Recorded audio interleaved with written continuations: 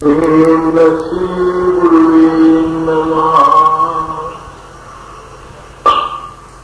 भगवान दोनों खड़े, इसको करूं नमन। शरणागत गुरुदेव की भगवन ये मिलाए आधा।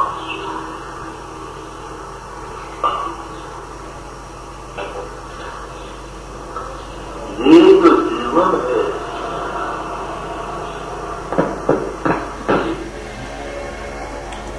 भाई खाक की माँ, खाक की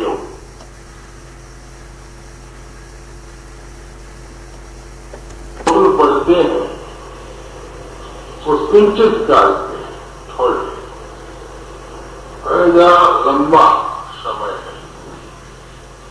दाता दयाल ने विज्ञान विशिष्टायन में कहा कि ये जगत संकल्पमय है, हर एक का संकल्प काम करता है। जैसा जैसा मन में ख्याल करोगे वैसा वैसा होगा। जिंदगी तुम्हारी फैलते जाए।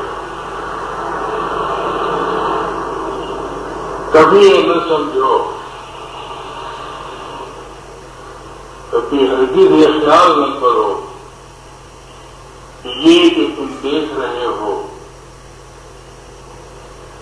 सामान्य ऐश, महल, मकान,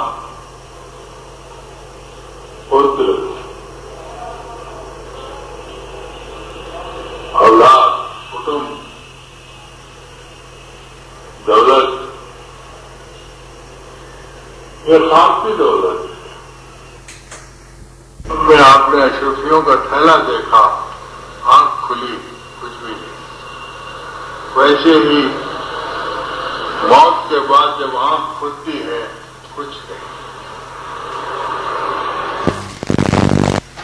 क्या पता हम किसको लग जाए, ना जानू कुछ माल सी, क्या घर, क्या परदेश। कोई कह सकता है मैं यहां मरूंगा ना। अगर ये ख्याल है तो जिंदगी बहुत खुशी से गुजरेगी। जिसका ये ख्याल है ये दुनिया ख्वाब है, तो उसकी जिंदगी बहुत आसान हो जाएगी। अगर कोई तकलीफ भी आई, ये जिंदगी ख्वाब है, ख्वाब की तकलीफ। अगर कोई खुशी का वक्त भी आया, ये जिंदगी ख्वाब है, उस खुशी से तुमको कोई खुशी नहीं होगी। लाई हयात आए, खजा ले चली चले, अपने खुशी न आए, अपने खुशी चले। बस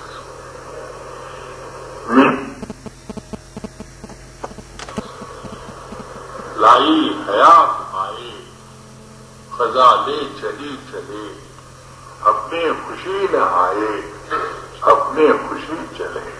बस मिलने की खुशी नहीं, जाने का गम नहीं। इस जिंदगी को आसानी से गुजारने का सिर्फ एक ख्याल है, मगर ये मिली है कर्म के लिहाज। तुम्हारे अपने कर्म है, तुम्हारा अपना संकल्प है। गंजे को नाखून दिया, सर खुजा खुजा कर मर गया। गंजे को नाखून दिया, सर खुजा खुजा कर मर गया। उसी तरह जो लोग इस जिंदगी में दुख उठाते हैं, जो लोग इस जिंदगी में रोते हैं, चिल्लाते हैं, ये उस गंजे की हालत है।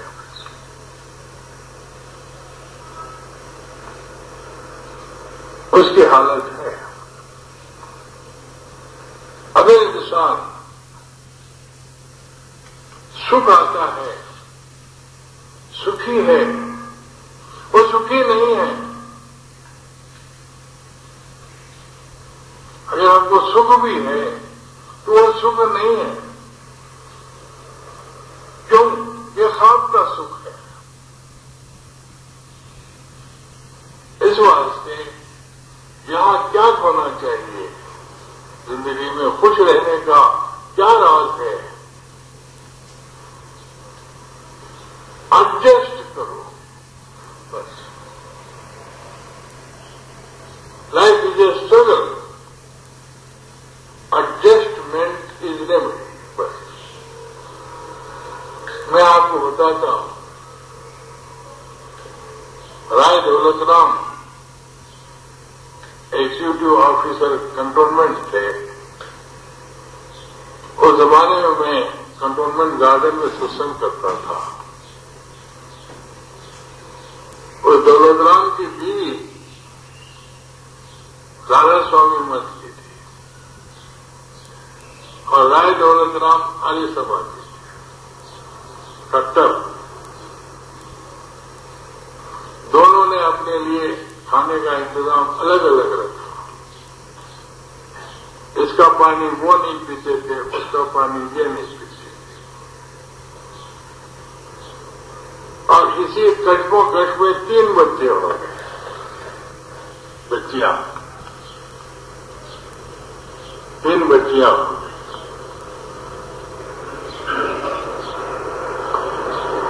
उनका आपस में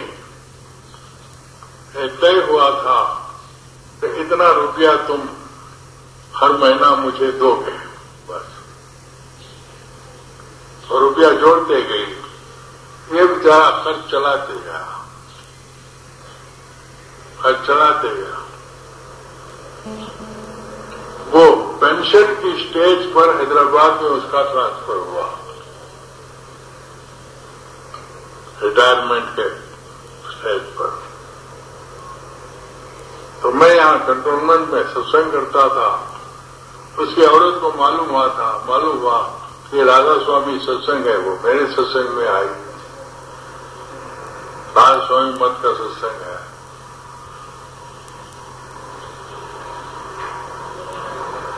उन्होंने कहा कि कौन है, क्या है राधा स्वामी कंटोनमेंट गार्डन में बगैर इजाजत क्यों करते सत्संग? तो उनके जो एहलकार थे वो मेरे पास आए, क्यों करते आप? ऑफिसर कंट्रोलमेंट ने कहा। कहने लगे आप मत करो, बोलो मैं वो झाड़ के नीचे, ये झाड़ नहीं वो झाड़। हमको क्या करना है? 1 घंटा बैठ के सत्संग करके जाना है। तुम मना करोगे, मैं वहां जाऊं। उधर झाड़ दरख्त पड़े हुए हैं, उसके नीचे करो। उन्होंने कहा अरे ऐसा बोले, उनको मत बोलो, फिर जाके कुछ मत बोलो। बेचारी वो औरत आई, उनकी स्त्री आई कब से आती थी।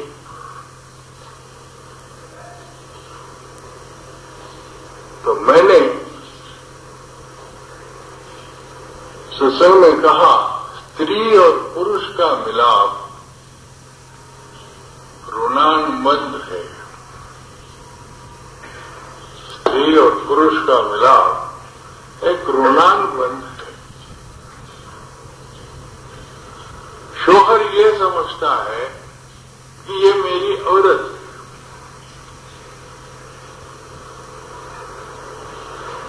औरत है,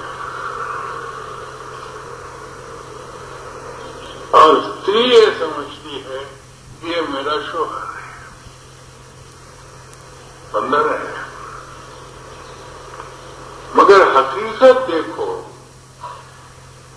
ये कहां से आई और वो कहां से आया। क्या पता ये पुरुष रहा हो, क्या पता ये अपने आप को शोहर कहने वाला स्त्री रहा हो। आपको कुछ पता है? जिंदगी है, पुरुष और स्त्री का संबंध जो है एक मेल है और एक दूसरे के कर्म काटने के लिए आए। बस कुछ कर्म था आगे। अगर स्त्री पुरुष को सताती है, उसकी मर्जी के मुताबिक नहीं चलती है और नहीं मानती है,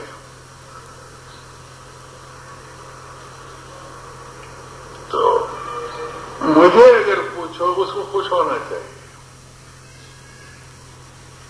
खुश होना चाहिए, क्योंकि उसका एहसान है, उसकी वजह से हमारा मन सज जाता है।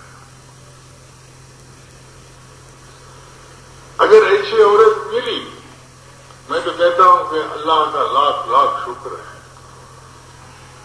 अगर ऐसी नहीं मिलती, मोहब्बत करने वाली मिलती, तो हम तो फंस जाते।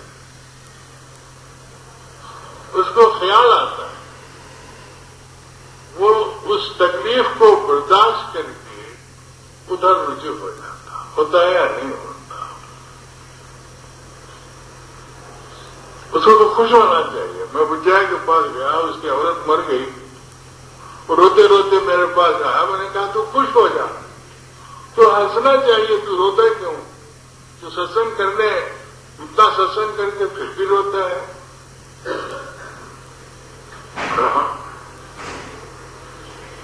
क्यों रोता क्यों है? औरत मर गई तो खुश होना चाहिए। क्यों? कि हमने एक औरत को वादा किया कि जिंदगी भर खुश रखेंगे और साथ रखेंगे और दुख में सुख में हम बराबर समझेंगे। वो औरत हम पर हमारी बोझ है। अगर हमारी जिंदगी में औरत मर गई और हमने उसका क्रियाकर्म सब कर दिया, तो इसके माने ये है कि हमने उस बोझ को आप भी बर्दाश्त किया है। इस बोझ को हम नहीं बर्दाश्त कर सकते, किसी दूसरे के ऊपर डाले तो वो कर्म बन गया, उसको तो देना पड़ता, चाहे वो बेटा ही क्यों न हो, चाहे वो बेटा ही क्यों न हो। उस बोझ को दूसरे के हवाले हमने किया तो वो हमारा कर्म बन गया और उस बोझ को, उस कर्म को फिर भोगने के लिए तुमको फिर आना पड़ेगा। मैंने कहा बुझया, ये बहुत अच्छा हुआ, ये बहुत अच्छा हुआ कि तू अपने हाथ से अपने बोझ को हल्का कर, तो खुश हो जा। हंसने लगा। मतलब बात यह ठीक है, इसको कहते हैं सदगुरु, सच्ची समझ। सदगुरु नाम है सच्ची समझ। तो इसलिए स्त्री पुरुष का जो संबंध है वो कुछ देने आई है, हम कुछ उसको देने आए हैं, कुछ लेने आए हैं। तुकाराम महाराज की औरत उनको सताती थी, जीजाबाई उसका नाम था, बहुत सताती थी। लेकिन कभी तुकाराम महाराज ने शिकायत नहीं की। सदगुरु नानक ने स्त्री सताती थी, मगर सदगुरु नानक ने कभी अपनी स्त्री की शिकायत नहीं की, कभी नहीं माना, बल्कि कहा भगवान तेरा लाख लाख शुक्र है ऐसी स्त्री को मुझे दिया, ऐसी स्त्री को मुझे दिया। ऐसी स्त्री मुझे मिलने की वजह से मैं तेरे पास आ सका। अगर प्रेम करने वाली स्त्री होती तो मैं तेरे पास कभी नहीं आता। एहसान है तेरा। तुकाराम महाराज थे, बड़े बड़े भक्त थे। दूसरा, स्त्री और पुरुष एक गाड़ी है, बैलगाड़ी। एक सुस्त रहता है तो दूसरा उसको ताकत देके चलाता है। एक बैल सुस्त रहता है तो दूसरा तेज बैल उसको ताकत देता है। तो इसलिए स्त्री पुरुष का संबंध बहुत गहरा है। वो जिंदगी की स्त्री नहीं, बचपन में, जवानी में स्त्री होती है। जब उसके बच्चे हो जाए, जवान हो जाए, तो वो मां होती है। और मां बाप खानदान के बड़े होते हैं। अगर हमने उसको, जब हमको बराबरी का आदमी समझना चाहिए, जब वो दोस्त हो जाए, अब स्त्री नहीं रहती। देखो, आजकल के फैशनेबल लोग घर में क्या होता है उनको खबर नहीं होती। एकदम 10-15 दोस्तों को ला लिए, घर में बिठाए, हुक्म देते हैं चाय बनाओ। मियाँ जी को खबर नहीं, शक्कर नहीं है घर में, शक्कर नहीं है। अगर वो 15 आदमियों के सामने ये बोलते हैं कि महाराज पहले शक्कर लाओ, तुम्हारी क्या इज्जत रहेगी? तुम्हारी कुछ इज्जत रहती है? वो क्या करती है, पड़ोस के घर में जाके एक गिलास भर ले जाती, और कहती बहन एक गिलास भर शक्कर दे दे, जब शक्कर आएगी मैं तुझे दे दूं। कहती है ना, आपके दोस्तों को चाय वाय पिला के, ये हमारे पहले, अब तो ये है कि भाई अब तो सांचा ही बदल गया, बस आपकी बात मैं नहीं करता। मैं इतनी स्त्री हमारी, हमारे इज्जत रखती है 10 आदमियों में, हमको इज्जत देती है। इसलिए स्त्री का संबंध, जो आदमी अपनी स्त्री के साथ रहता है, अरस्तु था, सुकरात दाना बहुत बड़ा संत था, सत्संग करता था और लोग उसके साथ चिमटे रहते थे, उनको शांति मिलती थी, उनको शांति मिलती। मगर उसकी स्त्री ऐसी थी कि 10 आदमी में उसकी इज्जत निकाल देते, उसको खाना पटक के देती, खाना खिलाती थी, पटक के खिलाती, और कहती थी मेरे बाप को अकल नहीं थी, तेरे जैसे पत्थर के साथ मुझे बंध दिया। वो खामोश रहती थी बिल्कुल। सत्संगियों ने उनको कहा महाराज आपके सत्संग में इतने लोग आते हैं, इतनी शांति मिलती है, इतनी खुशी मिलती है, ये जब आती है तो हमारे कांटे लगते हैं, आपके साथ कैसा सुलूक करते? तो अरस्तु ने कहा तो मेरे सत्संग सुनने आया, मेरी औरत को देखने आया? नहीं, बात होती है, आप इतने बड़े महापुरुष, तो कहने लगे भाई उसका मेरा साथ है, वो मेरी जिंदगी की साथी है, और अगर ऐसा करती है तो मैं खुश हूं, क्योंकि मेरा कर्म कट रहा है, मेरे साथ जो उसका कर्म है वो कट रहा है। आपका क्या करूं बताता हूं। उसको बुलाया, पेशानी पे हाथ रखा, वो हालत ख्वाब में चले गया। क्या देखता है, गायें जा रही हैं और रोते हुए जा रही हैं। गायें दर्दनाक आवाज निकालते जा रही हैं। उसका सबब क्या है, हर गाय के पीठ पर एक फोड़ा है और हर फोड़े के पास एक कौवा है, वो फोड़े को नोच रहा है। उस नोचने की तकलीफ को नहीं बर्दाश्त करके रोते हुए जा रहा है। उस दर्दनाक आवाज को देखकर वो ख्वाब में जो गया था, फिर आंख खुल गई। मैंने कहा और उसने कहा क्या देखा? मैंने बड़ा दर्दनाक दृश्य देखा। गायें जा रही हैं, हर गाय के पीठ पर फोड़ा है और उसके ऊपर कौवा बैठा हुआ नोच रहा है। तो कहने मैं वो कौवा हूं, ये वो गाय है। पहले जन्म का जो कर्म था, इस जन्म में मालिक ने मुझे औरत के रूप में भेजा,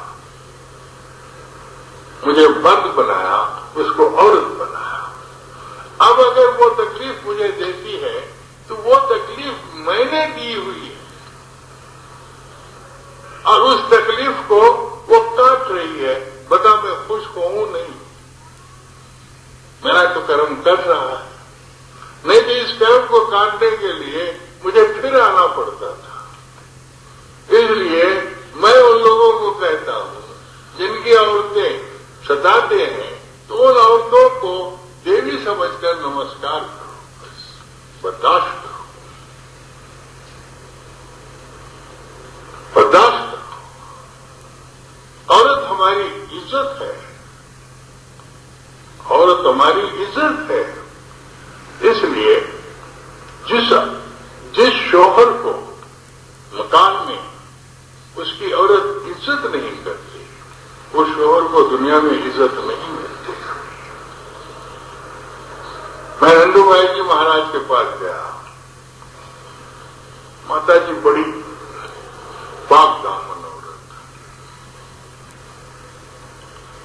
उन्होंने कहा आनंदराव भोजन करेंगे।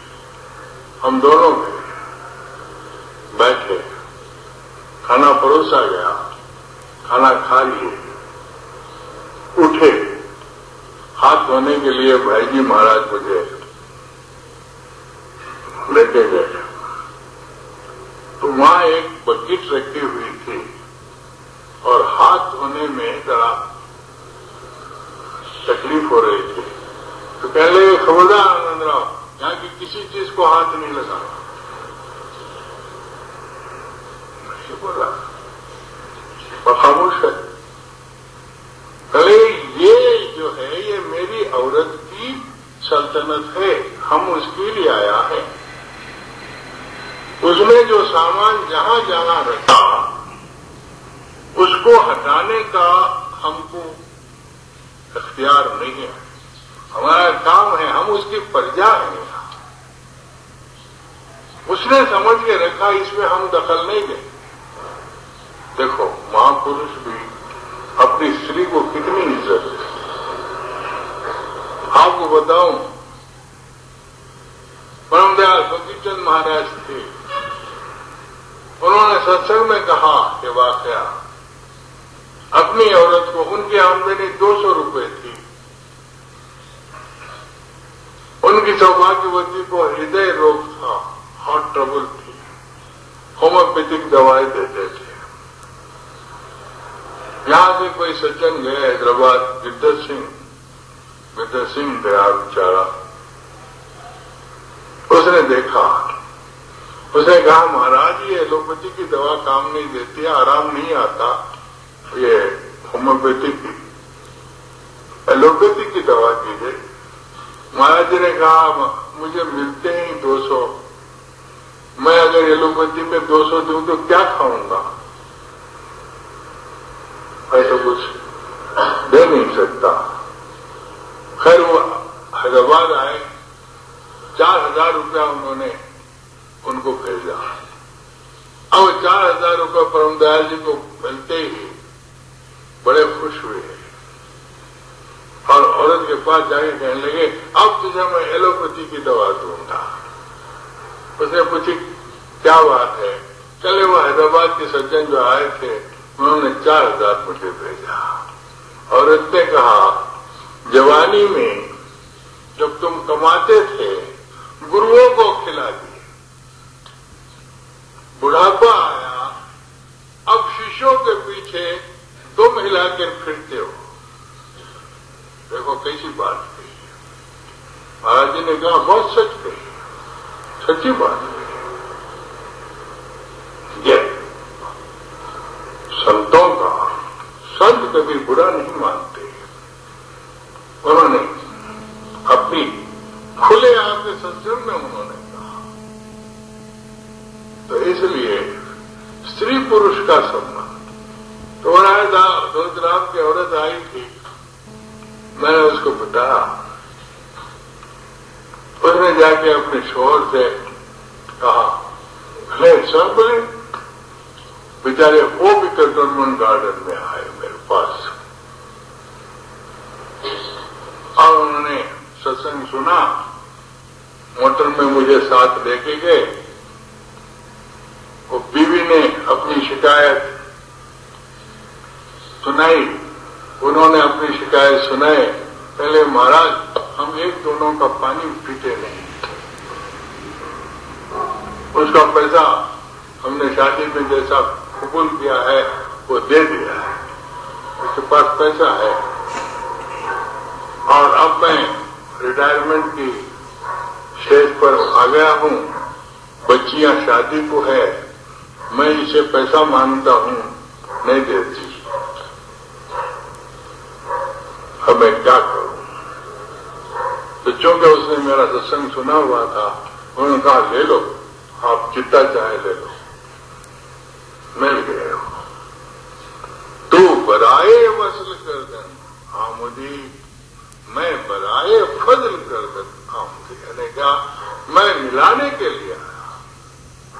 इसलिए जिंदगी थोड़े दिन की है, इस थोड़े दिन की दुनिया में लड़के लड़ा के जिंदगी को खराब बना के और लोगों के साथ नफरत करा के अगर आपने जिंदगी गुजारा तो आपने कर्मों का बोझ साथ लाया।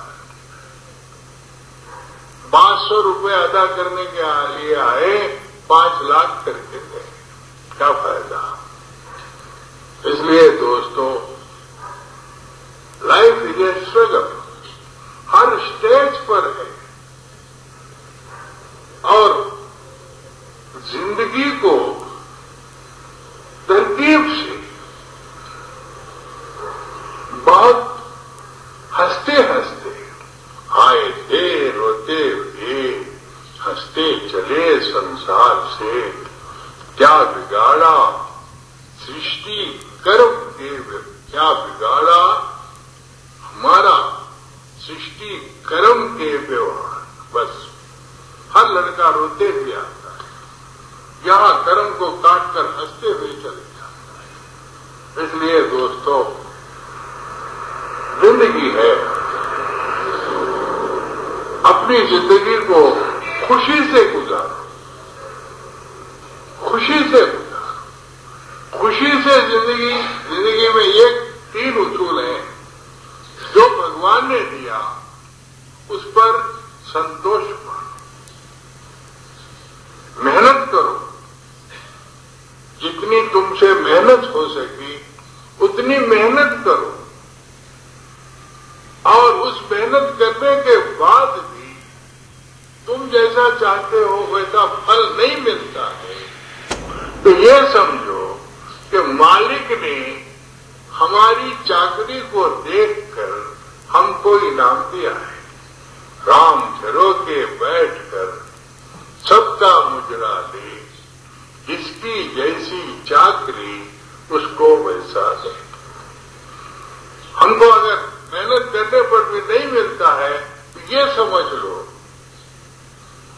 कि मालिक ने हमको हमारे कर्म के लिहाज से जो कुछ दिया है बहुत उसमें खुश रहो।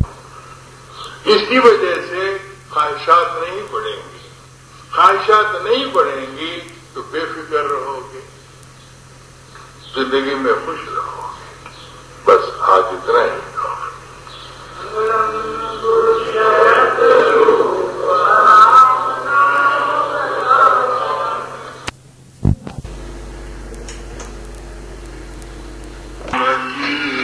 बलिहारी गुरु नाम महामंगलकारी, ऐसा नाम अपार है वेद न जाने कोई, जो जाने सो पार है जग नहीं जन्मे आनी, मिलती है बंद से छुटकारी, राधा स्वामी नाम की बलिहारी, गुरु नाम महामंगलकारी, राधा सूरत का मोल है, स्वामी शब्द का मोल, निज स्वरूप के वृक्ष में डाल पात कल फूल, ये नाम नहीं है संसारी, राधा स्वामी नाम की बलिहारी, गुरु नाम महामंगलकारी, बैठक स्वामी अद्भुती, राधा निरखनिया, और न कोई लग सके शोभा अगम अपार, निज सुरत है शब्द की दरबारी, राधा स्वामी नाम की बलिहारी, गुरु नाम महामंगलकारी, गुप्त रूप ज्यादा दिया, राधा स्वामी नाम बिना मेहर नहीं पावही, जहाँ कोई विश्राम, बड़भागी कोई हो अधिकारी, राधा स्वामी नाम की बलिहारी, गुरु नाम महामंगलकारी,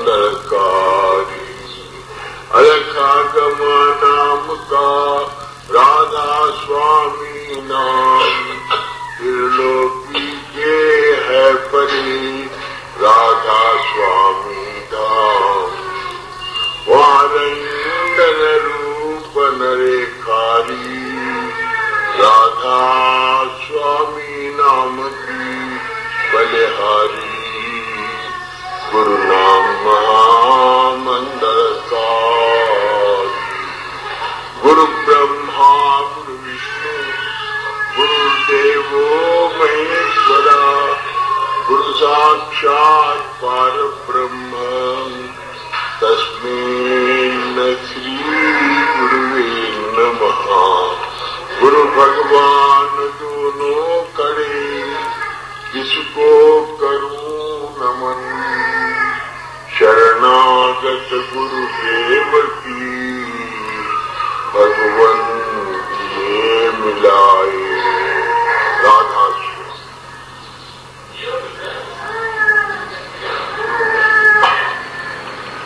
आज शुभ अवसर है, बालक ब्रह्म स्वरूप होते हैं, बालक ब्रह्म स्वरूप होते हैं। 5 वर्ष के बालक में भगवान का दर्शन कर सकते हैं। बालक के ऊपर 5 साल तक वो अंतर्मुख होते हैं। ऐसे ही 2 बच्चों के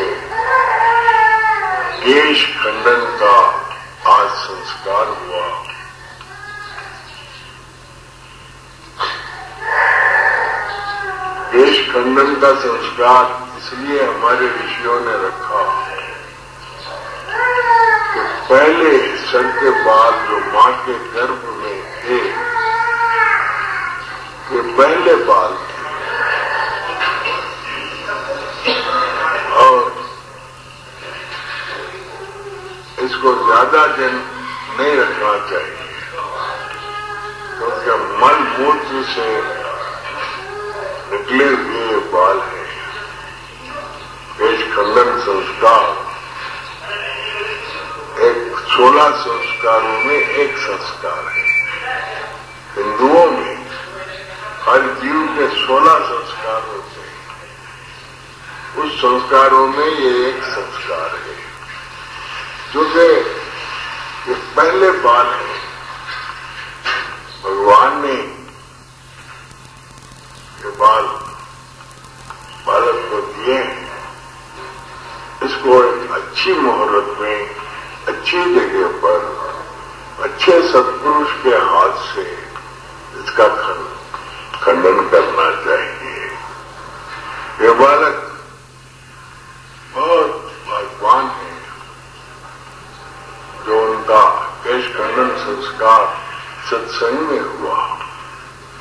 ऐसा शुभ अवसर बहुत कम लोगों को मिलता। मेरा आशीर्वाद है कि फूले फले दूधो नहाए वो तो फले।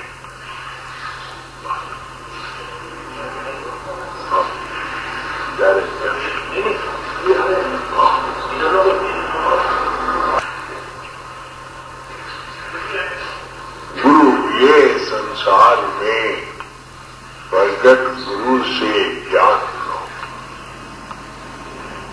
छोड़ दो पाखंड को, गुरुमत की महिमा जान लो। संसार में गुरु नाम है सच्ची समझ का। सच्ची समझ का नाम गुरु है और ऐसी सच्ची समझ जिस महापुरुष से मिलती है संसार उनको गुरु मानता है।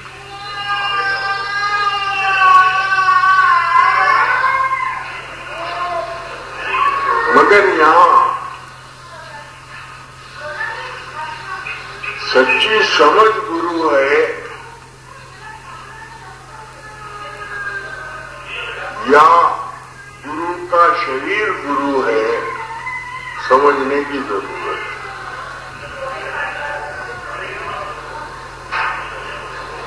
दत्तात्रेय जी के 24 गुरु थे, उनको 24 महापुरुषों से ऐसी समझ मिली थी।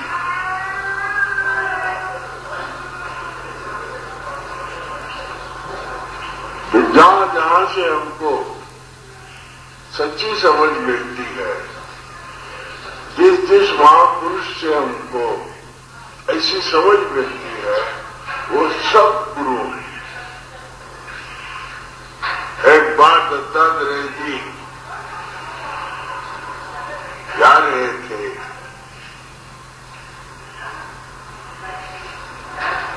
एक मछली पकड़ने वाले को देखकर ठहर गए। वो मछली पकड़ रहा था और उस मछली पकड़ने में वो अपने आप को भूल गया था। उसकी चित्त की एकाग्रता, उसके मन की एकसुई देखकर वे वहीं ठहर गए। जब मछली उसके हाथ में आई, इस बीच में ये हुआ, एक शादी की बारात हुई बड़े धूमधाम से, लेकिन वो मछली पकड़ने वाले ने देखा नहीं, पलटा नहीं। वो मछली पकड़ने में मसरूफ था। वहां उसका चित्त एकाग्र हो गया।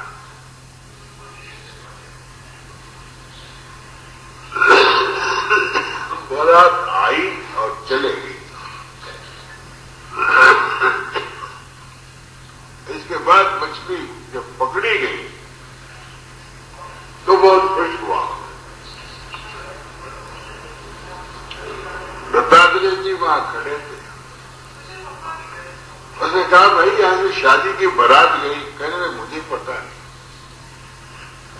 मैंने देखा है। दत्तात्रेय जी ने उसको नमस्कार किया। महाराज, मन को एकाग्र करने का उपदेश आपसे मैंने लिया और आप मेरे गुरु हैं। मतलब साफ है, गुरु की देही को पकड़ने से आपको क्या मिलता? गुरु अनुभवी वाणी जो कहता है उसको पकड़ो।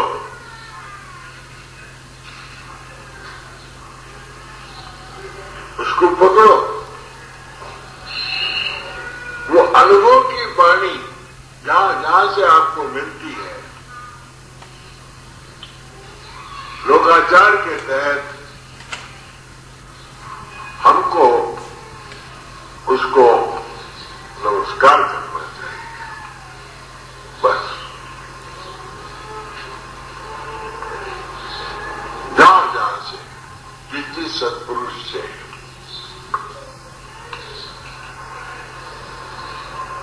ये नहीं कि उसके देही को पकड़ो।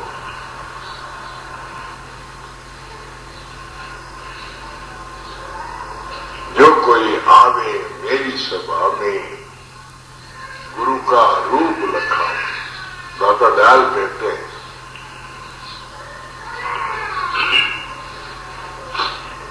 गुरु को ऊपर ऊपर ध्याता, गुरु को ऊपर ऊपर ध्याता, गुरु वाणी को चित्त न लाता। बैठे तो गुरु बोलता, उठे तो गुरु बोलता, मगर गुरु जो कहता है उसको अमल में नहीं लाता। न वो गुरु है न ये चला है।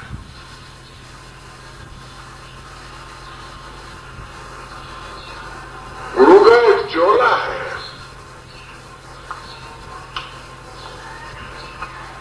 गुरु हमारी स्त्री भी है। जो हमारी व्याहता स्त्री है वो भी गुरु है। क्यों?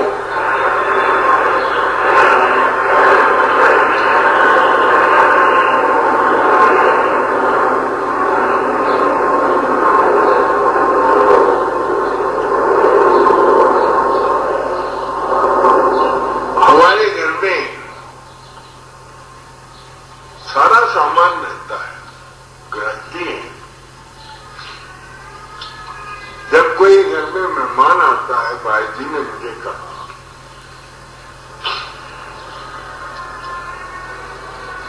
क्या आनंदराव, तुम्हारी स्त्री भी गुरु का काम करती है। तो हमारे घर में कोई मेहमान आता है, 1000 हुक्म दे देते हैं, वो बनाओ, ये बनाओ, वो बनाओ।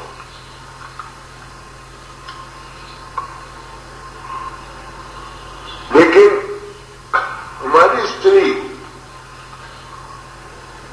उसको पता है कौन सी चीज ज्यादा है, कौन सी चीज कम है। उस लिहाज से वो बना देती है।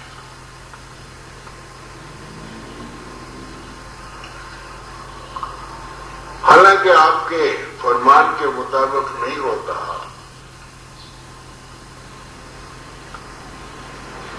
लेकिन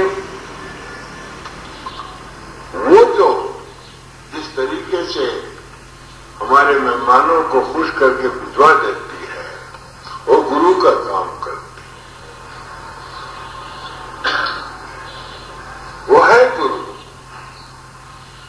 उसकी समझ के मुताबिक हम 10-12 दोस्तों को ले जाते हैं घर में और हुक्म दे देते हैं चाय पिलाओ।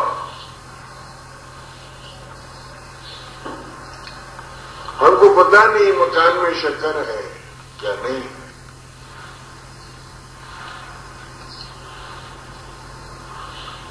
घर की गृहस्थी हमारी श्रीमती बाजू के घर से एक गिलास पर शक्कर ले लेती, कहती भाई शक्कर हमारे घर में आई तो मैं वापस कर दूंगी। आपके दोस्तों को चाय पिला के भिजा देती। क्या उसने आपकी इज्जत नहीं बताई? अगर वो 10 आदमी के सामने ये कहती कि महाराज पहले शक्कर लाओ फिर चाय बनाएंगे, आपकी तो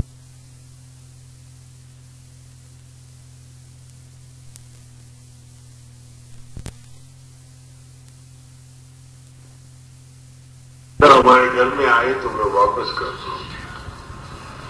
आपके दोस्तों को चाय पिला के भिजा देती। क्या उसने आपकी इज्जत नहीं बताई?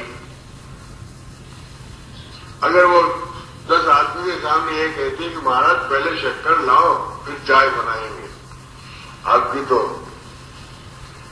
इज्जत चलेगी।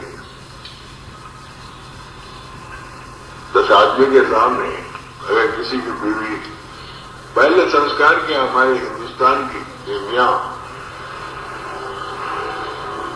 अब पता नहीं आजकल के फैशन के लोग कैसे, पहले संस्कार में ऐसा होता था। इसलिए गुरु क्या है? जो कोई आवे मेरी सभा में, दादा दाल कहते हैं, मेरे सत्संग में जो आता है मैं उसको गुरु का रूप बताता हूं। साधो गुरु का रूप लगा,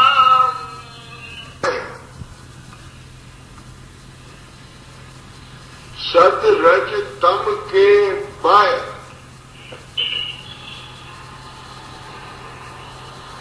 समझ का क्या रूप हो सकता है? जो विवेक वाणी होती है, अनुभवी वाणी, उसका कोई रूप होता है क्या? वो कोई सगुण है या निर्गुण है? समझ का कोई रूप नहीं होता। वाणी अमृतशाला। गुरु क्या है? गुरु कोई मनुष्य नहीं है। अनुभव होने के बाद जो समझ हमको आती है उसका नाम गुरु है। और इस समझ को जो जाहिर करता है, संसार उसके चोले को लेके मरती है। क्या करोगे चोला? जात न पूछो साधु की, पूछ लीजियो ज्ञान, मोल करो तलवार का, पड़ा रहे लोग। ये म्यान है।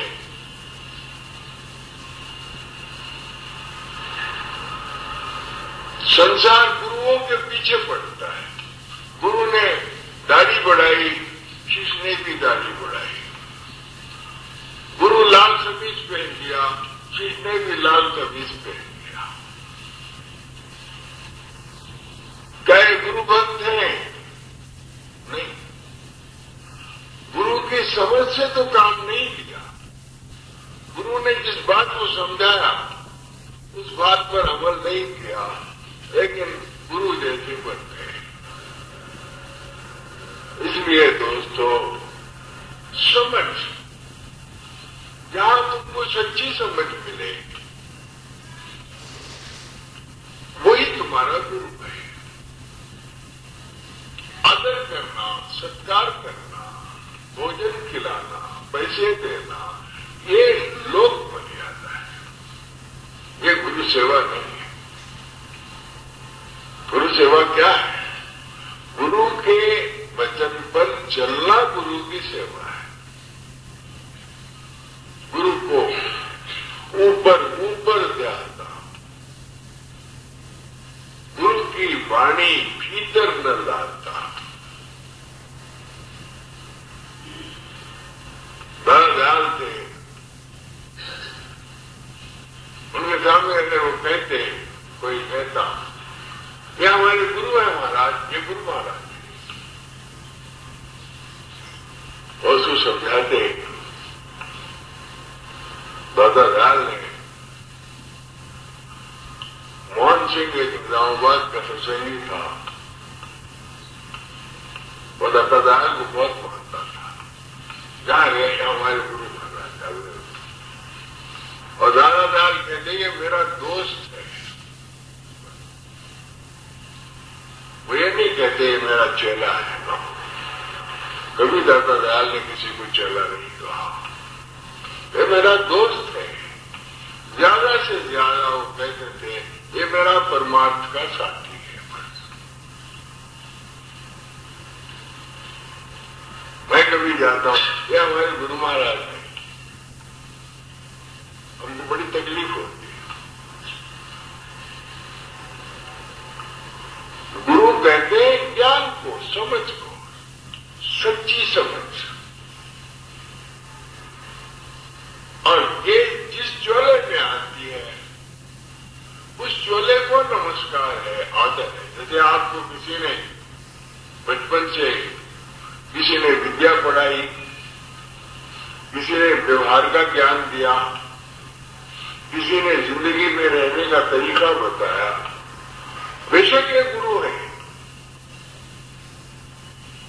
इन्होंने समझ दी है, इनकी इज्जत इतनी है, आदर करो, सत्कार करो।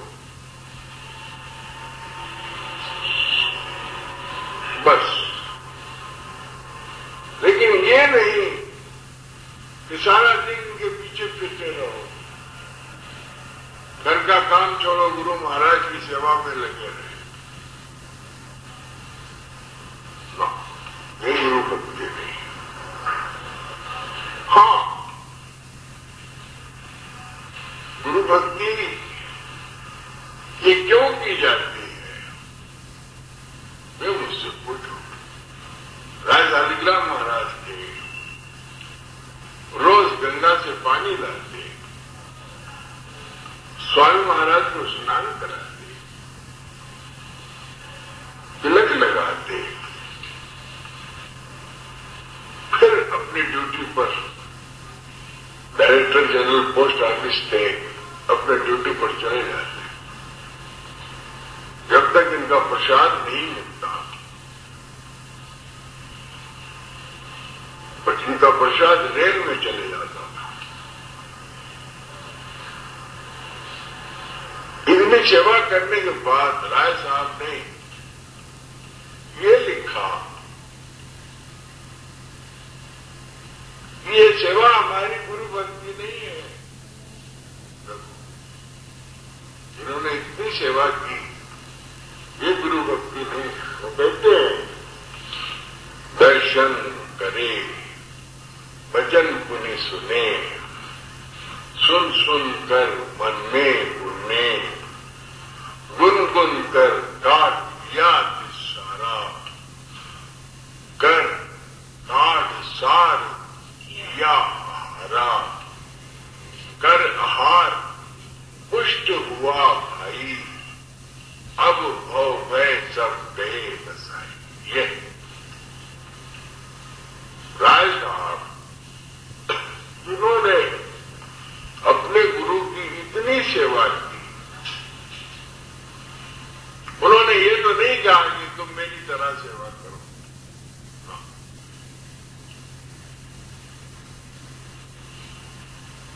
उन्होंने कहा कि गुरु वाणी को समझो,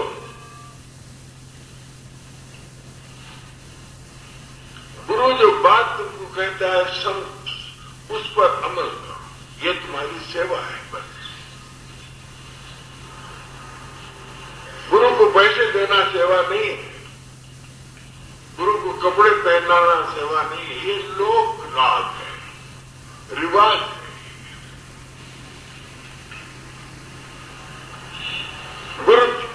सेवा से रिश्ता नहीं है। आज महाभारत में बहुत अच्छी बात कही गई, बहुत अच्छी बात। महाभारत में द्रोणाचार्य ने कहा कि अर्जुन,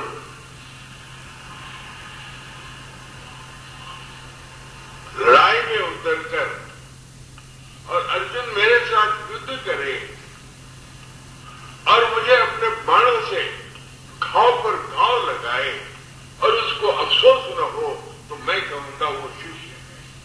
देखो,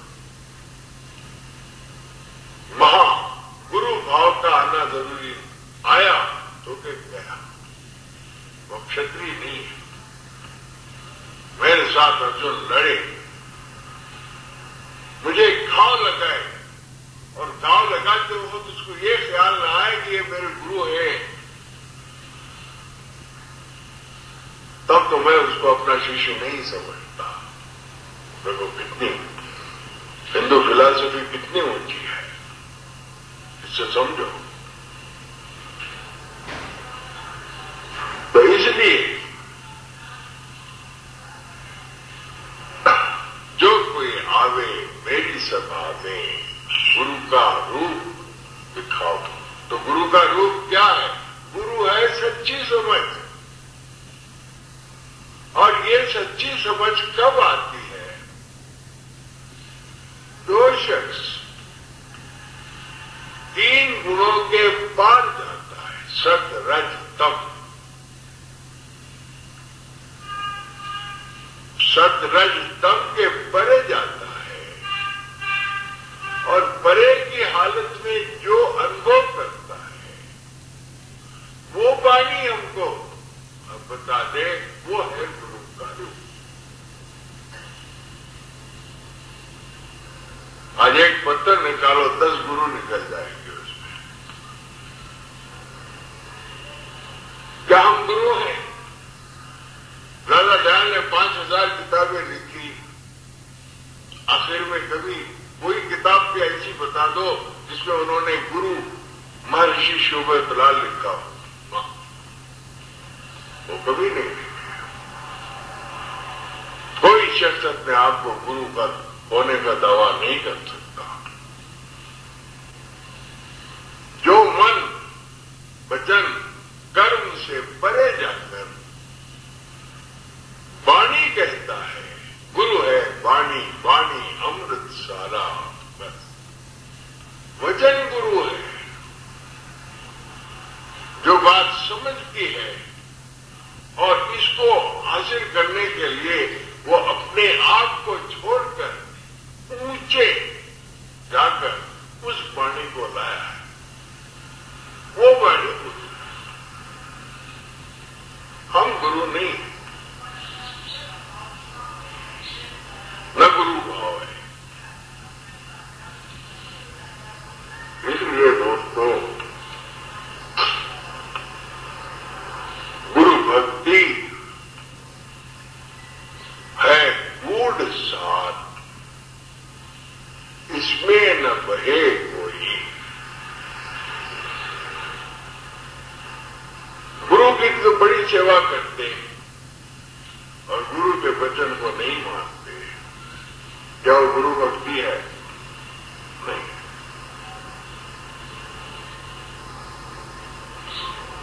इसलिए गुरु के रूप को समझो।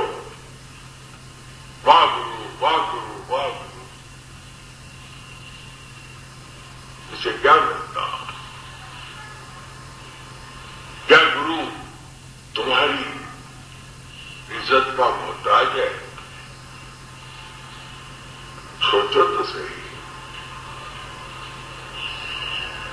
गुरु तुम्हारी इज्जत का मोहताज नहीं, गुरु तुम्हारे दौलत का मोहताज नहीं।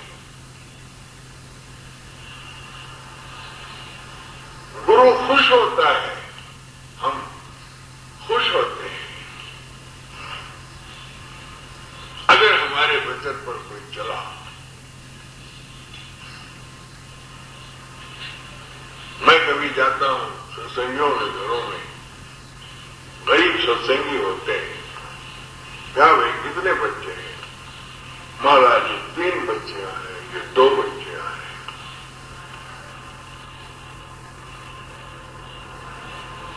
मैं कहता हूं भाई हर बच्चे के नाम से 5-5 हजार गिफ्ट डी फिक्स डिपॉजिट कर दें।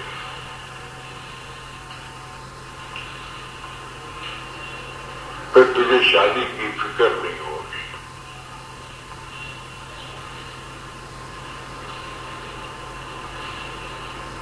भाई जी मेरे घर आते थे, मैं बहुत गरीब था, आगे बैठ जाते, और बाहर से कुछ मिठाई लाने जाता था, हाथ पकड़ने जाकर करो कहा जा रहे? मैं महाराज नहीं बैठो।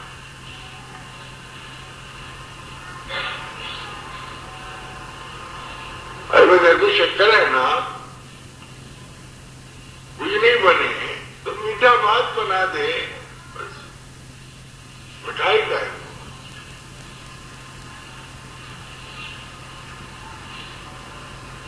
एक बात आता था,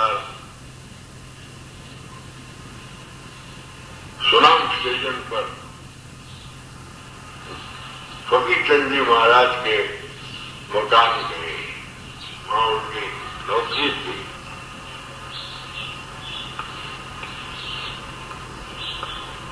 स्टेशन से महाराज जी को साथ लेके मकान गए।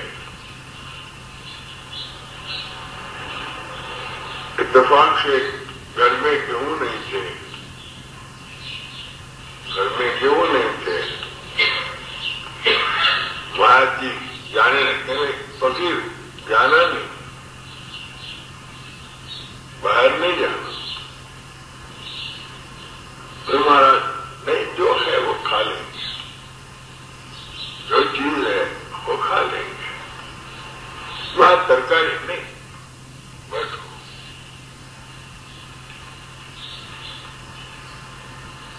हमें बोले क्या बनाऊं मैं, रोटी बनाने के लिए आता नहीं।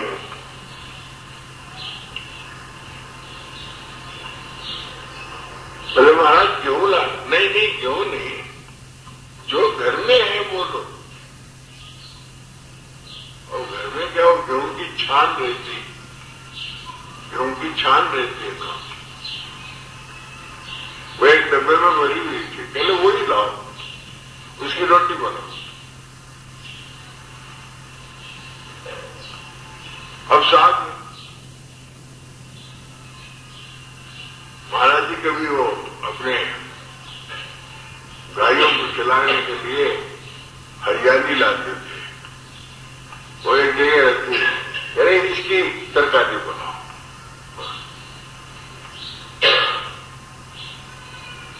खान की रोटी बनी, दूध की तरकारी बनी, दूध कहते हैं उसको।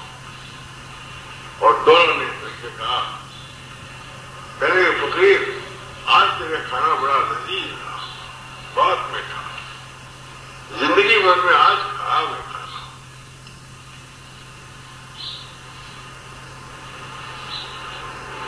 देखा आपने गुरु, ये गुरु होते हैं।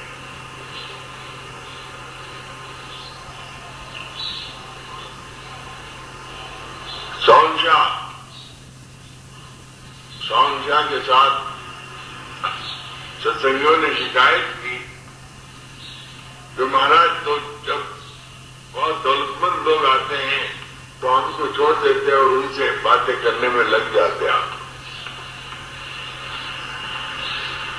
क्या हम आपसे प्रेम नहीं करते? तो सौंशाह ने कहा, मैं धनी लोगों के साथ इस तरह प्रेम करता हूं, इस तुम्हारे उनसे लेता हूं, तुमको देता हूं।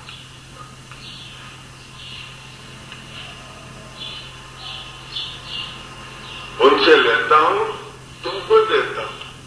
इसलिए जो प्रेम उनसे करता हूं मैं तुम्हारे लिए करता हूं, अपने लिए नहीं करता। ये सौंशाह थे।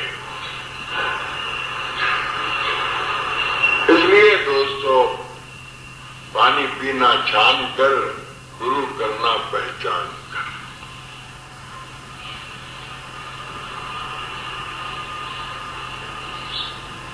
जो आदमी गुरु नहीं तेरा मालो भूखा, मालो धन का,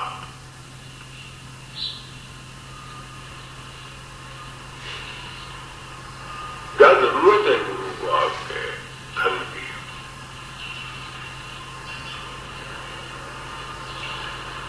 गुरु वाणी गुरु है, वाणी वाणी गुरु है, गुरु अमृत, वाणी अमृत सारा, बस उसकी बात गुरु है।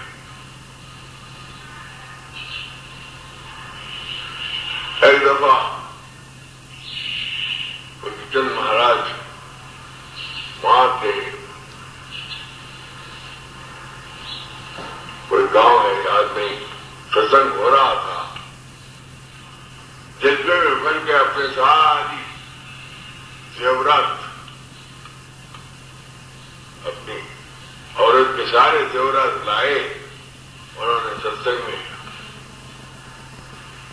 महाराज के पास रख दिया।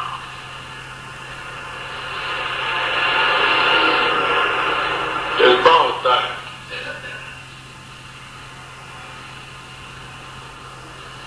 मेरे मुला साहब ने कहा सत्संग खत्म हो गया, अंदर कमरे में गए, बोले फकीर को बुलाओ, आए, उसकी पत्नी को बुलाओ, आए, सारे जेवरात को उसके पत्नी की झोली में डाल दिया और कहा फकीर मैं कब तक तुझे संभालूं, तो अपने जज्बे को समझ। कौन गुरु कहता है ऐसा? है कोई गुरु? तो गुरु का सही रूप क्या है? गुरु गीता साहब एक किताब है, तेलुगु में है। जब एक वक्त है गुरु का सत्संग चल रहा था, शिष्य मंडली बहुत तादाद में थी। उन्होंने कहा आगे के दिन मेरे बड़े बुरे आने वाले हैं, पता नहीं कौन मेरे साथ देता है।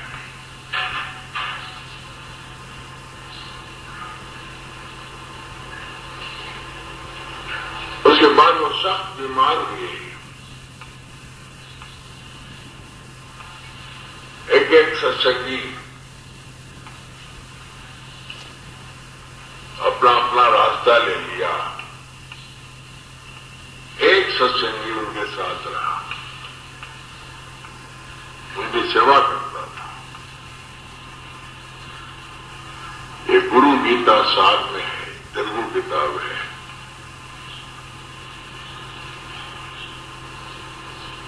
तो भगवान ने उसको आवाज दी कि तेरी गुरु भक्ति को देखकर मैं तेरा दर्शन करना चाहता हूं।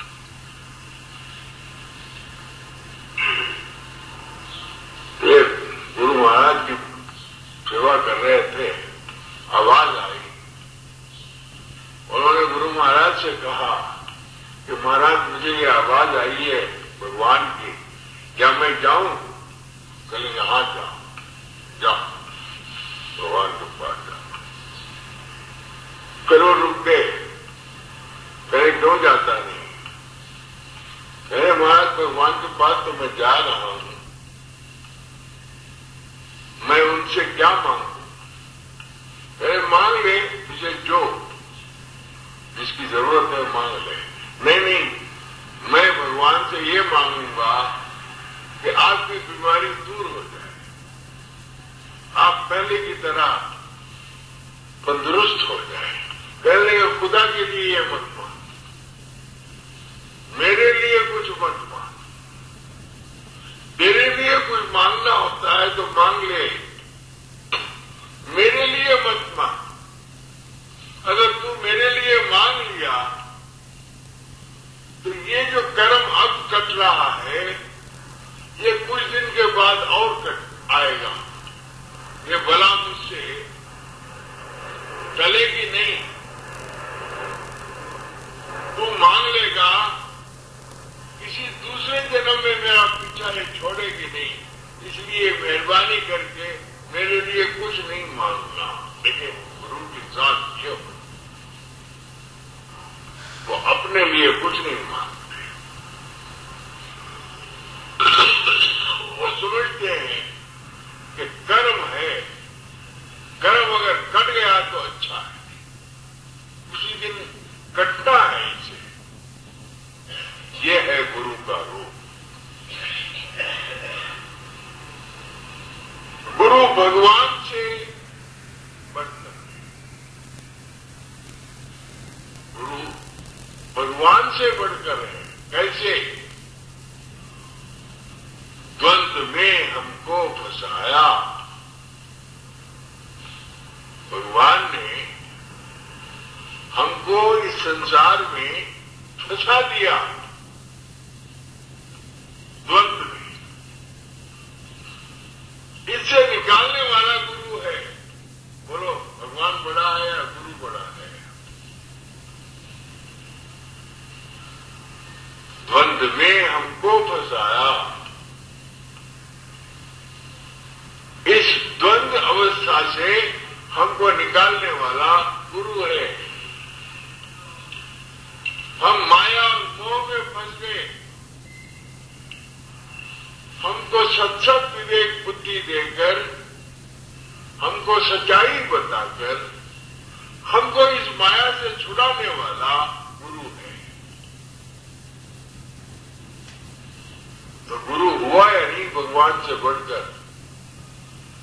इसीलिए कहते हैं गुरु भगवान दोनों खड़े। सवाल ये होता है किसको नमस्कार करूं? पहले किसको नमस्कार करूं? शरणागत गुरुदेव की। ऐसे भगवान खड़े रह दो। शरणागत गुरुदेव की भगवान ये मिला है। गुरु ने भगवान को बता, इसलिए भगवान बड़े हैं, गुरु भगवान बड़े नहीं है। भगवान से बड़ा गुरु है। कौन सा गुरु? वो गुरु जो त्रैगुण से न्यारा है। तुम समझते हो मनुष्य चोले में जो गुरु है, जो दो चार ज्ञान की बातें मेरी तरह बता दिया और गुरु बन गया, वो गुरु नहीं। क्या एक आदमी सारे ज्ञान को बता सकता है? इसलिए गुरु का ज्ञान तो आपको हर जगह से लेना पड़ेगा, हर महापुरुष से लेना पड़ेगा। वो लोग तंग-दिल हैं जो ये कहते हैं कि भाई दूसरे सत्संग में मत जाओ, क्यों जाए? बात गुरु ऐसे हैं तंग-दिल कि दूसरे सत्संग में मत जाओ। क्यों? इनके पास तो सोने की चिड़िया आ गई है, ये मुझसे उड़ जाएगी। यही ख्याल रखना। मगर सारी अच्छी चीजें एक आदमी में नहीं आ सकती। चिमिट चिमिट जल भरे तलावा तो सद्गुण चितारे। जहां भी सत्संग, दाता दयाल हमें कहते थे कि भाई जहां भी सत्संग हो चले जाओ, जहां से भी तुमको गुण मिले ले लो। जो महापुरुष तुमको अच्छी बात कहे उसको नमस्कार करो।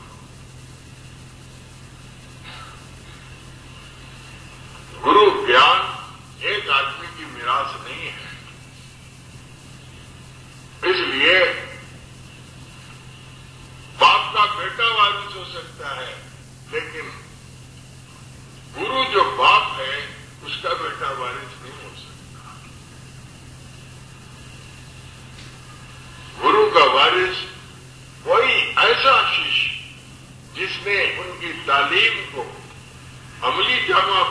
कर बताया वही वारिस हो सकता है। साउंड शाह ने सदा साउंड सिंह महाराज ने अपना वारिस कृपाल सिंह को बनाया और लिखा था कि मेरे बाद मेरे खून का संबंधी इस डेरे में नहीं आएगा, साफ लिखा था।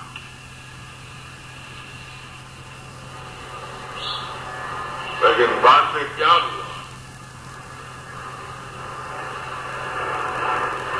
बाद में क्या हुआ?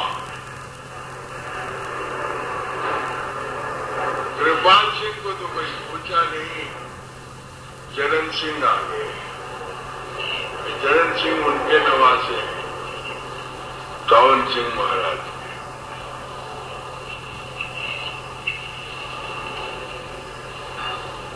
किसी ने सवाल किया था आपने चरण सिंह महाराज की फोटो क्यों नहीं लगाई? गुरु की रहनी देखी जाती है, गुरु को नहीं देखा जाता।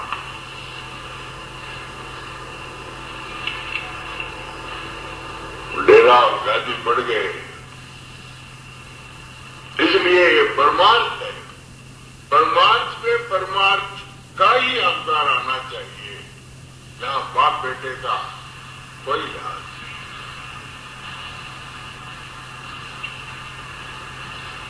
इसलिए दोस्तों, जो कोई आवे मेरी सभा में गुरु का रूप दिखाओ। अरे क्या सच्ची समझ, सच्ची समझ वो दे सकता है जो सत रज तप के ऊपर जाता है, जिसकी बैठक ऊपर होती है। सच्ची समझ जो आदमी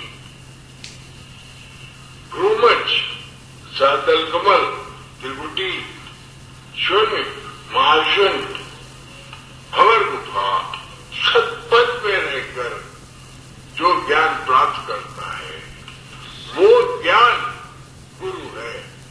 वो मनुष्य गुरु नहीं है। किसी मनुष्य का चोला गुरु नहीं होता। हाँ, ये आदर है। Shivshankar central government of India का मिनिस्टर है। जब वो हैदराबाद आया, वो मोटर से जाने लगा तो उसका विद्या गुरु एक चलते जा रहा था, उसको उसने विद्या पढ़ाई थी। मोटर छोड़ा, जूते पैर के छोड़े, पैदल जाके साष्टांग नमस्कार किया। ये है गुरु आदर। जो सच्चे शिष्य होते हैं, ये आदर होता है। एक दफा मैं बलेला हनुमंतराव के पास साथ पिए था, होटल में हम जा रहे थे।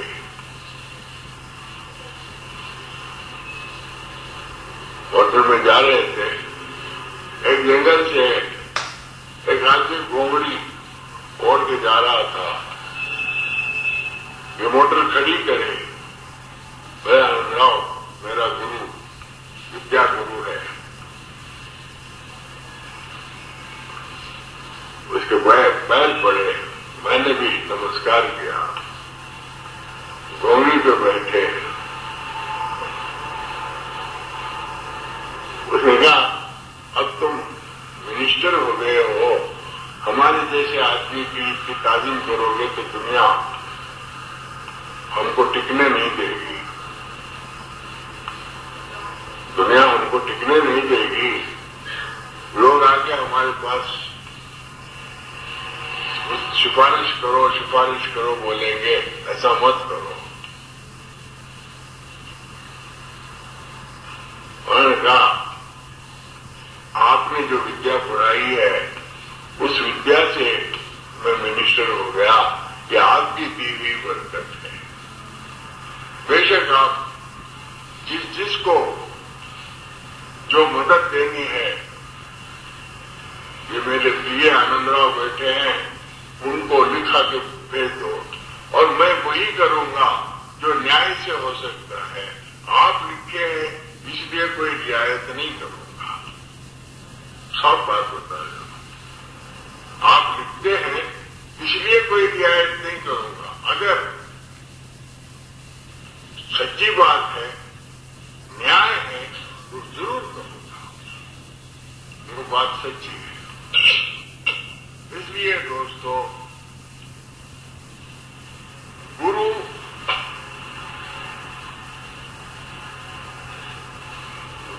वो है जो हमको सत रज तम के पार ले जाए। जो गुरु शिष्यों का धन खाता है, शिष्यों का माल लेता है और उसको अंतर का रास्ता नहीं बताता, वो गुरु नहीं है। गुरु पर यह जिम्मेदारी है कि वो उसको अंतर्मुख करके जो कमाई वो हासिल कर रहा है, वो कमाई उसके हाथ में आए, ऐसा यत्न करे, वो है गुरु।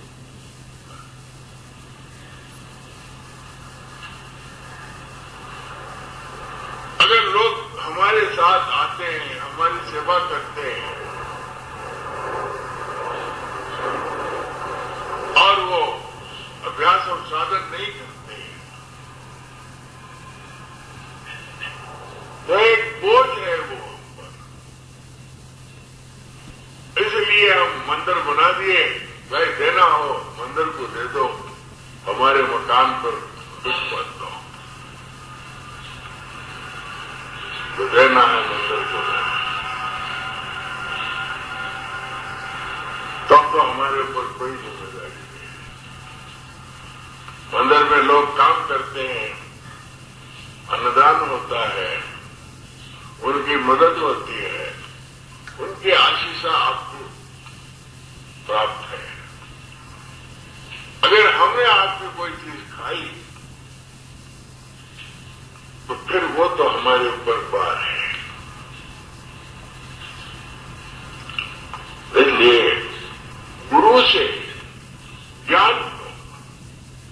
गुरु ये संसार में प्रगट गुरु से ज्ञान लो।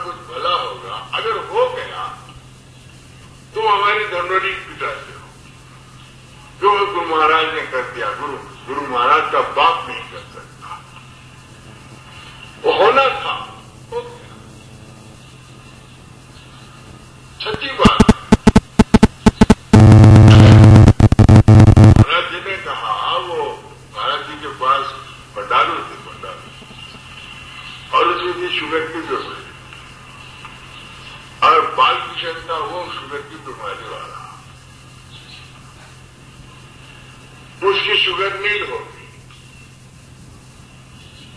अब उसने आगे नमस्कार किया, महाराज आपके दर्शन लेने से मेरी शुगर नील हो गई। महाराज जी कहते हैं मेरे दर्शन के प्रभाव से तेरी शुगर नील हो गई, तो रात दिन मेरी सेवा भंडारू करती है, उसकी शुगर क्यों नील नहीं हुई? सवाल है ना। मेरे आशीर्वाद से तुम्हारे बाल बच्चे हो गए, मेरी लड़की है, मैंने कई बार उसको प्रसाद दिया, उसको लड़के नहीं हुए, भाई क्यों नहीं हुए? ये पाखंड है। छोड़ दो पाखंड को। इससे ये नतीजा निकला जो हमारे कर्म में है वो बराबर होके रहता। कोई उस कर्म की रेखा को मेट नहीं सकता। हाँ, मेट सकते हैं, एक तरीका है मेटने का। वो क्या है? अपनी मंजिल को त्रिकुटी में ले जाओ, शगल करो, साधन करो, त्रिकुटी में जाओ। त्रिकुटी ऐसा मुकाम है जहां आपके जन्म जन्मांतर के कर्म करते हैं। जब तक कर्म न कटे आप शून्य और महाशून्य में नहीं जा सकते, नहीं जा सकते। कर्म प्रधान विश्व रख राजा, जो जस कीना दस फल जाना। त्रिकुटी में कर्म ही नहीं करते, बल्कि मृत्यु भी टल जाती है, बशर्ते कि वो त्रिकुटी में चले जाए। जो आदमी त्रिकुटी में पहुंचता है वो संसार में सुखी रहता है, खुश रहता है, उसकी जरूरियात मालिक पूरी करता। ये त्रिकुटी की महिमा है। उसकी सारी आवश्यकताएं पूरी हो जाती है। घूमर, सातल कमल और त्रिकुटी। तो इसलिए दोस्तों, जो गुरु हैं ये तो नहीं बताते,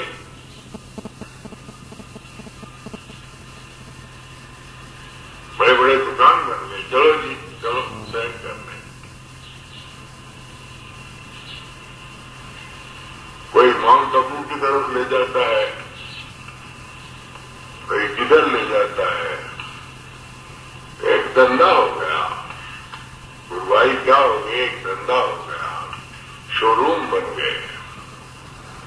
इसलिए दोस्तों, गुरु ये संसार में, गुरु ये संसार में, प्रगट गुरु से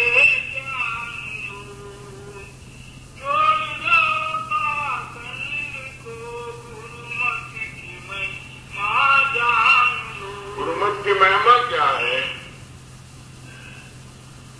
कोई अपनी शरणागत के पास जो भाव से, विश्वास से आपके पास आता है, उसको सच्ची बात बता दो।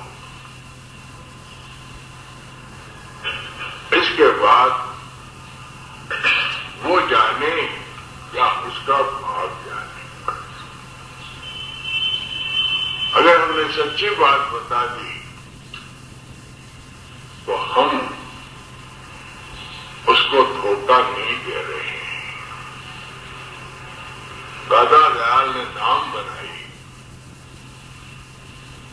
महाराज जी गए धाम में। कोई रेलवे का मुलाजिम है तो उसने रेलवे की लकड़ियां लाके वहां रख दी। रेलवे की लकड़ियां होते हैं ना पट्टे के नीचे, वो लाके रख दी। कोई कहां है, चोरी का माल लाके वहां रख दिया। और सबसे बड़ा धोखा ये कि दादा दयाल ने नहीं बताया, सच्ची बात नहीं कही, किताबों में तो लिखी थी, और नहीं इसलिए कही कि वो जमाना अंग्रेजों का था। अंग्रेज लोग बड़े बड़े गुरुओं से मिले हुए थे, और दादा दयाल के पीछे भी सीआईडी घूमती थी। इस्लामाबाद में जब वो आते थे, जब दादा दयाल कहीं हैदराबाद आते थे, नंबर 17 आ रहा है, नंबर 17 आ रहा है, नंबर 17 आ रहा है, टेलीफोन में कोडवर्ड था दादा दयाल का 17, क्योंकि गुरुवाई की पोल खोलते थे। दादा दयाल ने किताबों में तो लिखा, अगर पोल खोले तो बड़े बड़े जो अड्डे थे वो टूट जाने का एहतमाल था। तो इसलिए महाराज जी ने कहा दाता तेरी धाम उजड़ जाएगी, क्योंकि इसमें धोखा है। वो दादा दयाल को समझता था कि दाता ही देते हैं, रूप का प्रकट होना तुम्हारे ध्यान का सबूत है। जब विश्वास, भाव, श्रद्धा में मजबूती आती है, तुम जिस रूप का ध्यान करोगे वो रूप प्रकट होगा, और तुम जो चाहोगे वो तुमको कर देगा। बस तुम किसी बद से बद आदमी का भी ध्यान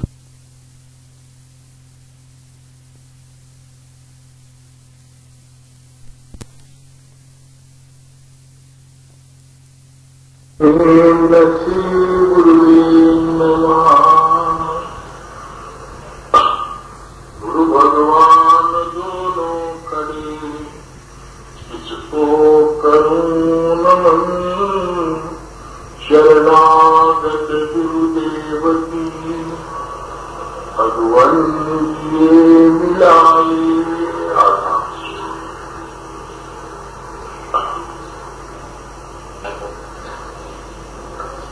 ये तो जीवन है,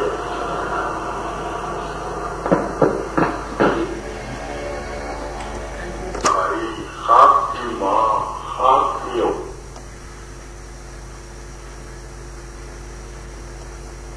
फूल पड़ते हैं, वो सिंचित डालते